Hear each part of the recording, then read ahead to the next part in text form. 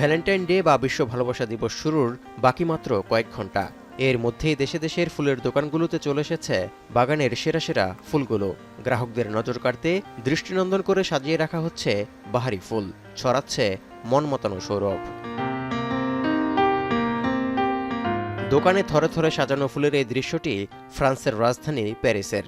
ভালোবাসা দিবসে গ্রাহকরা চাওয়া মাত্রই পছন্দের ফুলটি হাতে তুলে দিতে চলছে শেষ সময়ের ব্যস্ততা। দম ফেলার ফুরসত নেই বিক্রয় কর্মীদের। এখন কেবল অপেক্ষা ভালোবাসার শুভেচ্ছা বিনিময়ে মেতে উঠতে যাওয়া মানুষের কাছে ফুল পৌঁছে দেওয়ার। La fleur, de manière plus traditionnelle, vient à travers le monde. Donc à 85%, ça vient de l'étranger, de la Chine, de la Colombie. Donc c'est quand même une...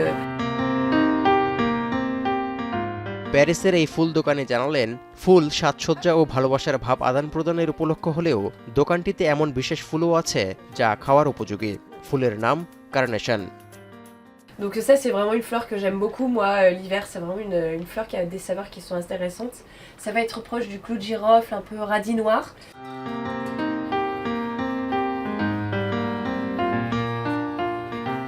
এই ফুলটি খাবার উপযোগী হওয়ায় ভালোবাসা দিবসে শুভেচ্ছা বিনিময় ছাড়াও বারগুলোতেও চাহিদা ব্যাপক।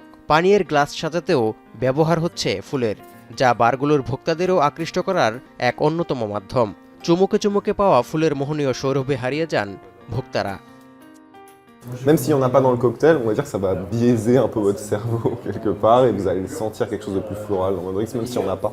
Et c'est vraiment très très bien.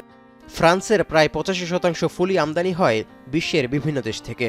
তাই দেশীয় ফুল উৎপাদকদের টিকিয়ে রাখার ক্ষুদ্র প্রয়াস হিসেবে 2018 সালে প্যারিসের এই দোকানটি দিয়ে ফুল ব্যবসা শুরু করেন ব্লাঞ্চ পিয়াট।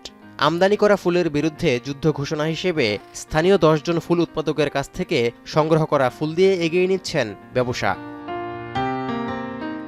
তৌহিদুর রহমান, এখন বিশ্ব। শিয়া বাটার ও ভিটামিন ই সমৃদ্ধ lily glam beauty soap. Lily, always beautiful.